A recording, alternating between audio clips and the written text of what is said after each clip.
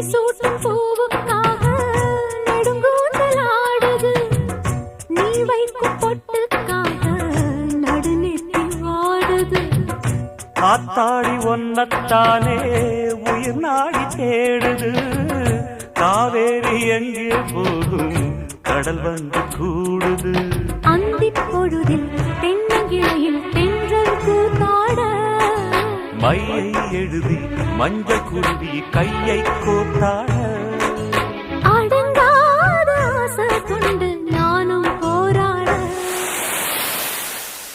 உனக்கென பிறந்தவ ரெக்க கட்டி பறந்தவ இவதான்.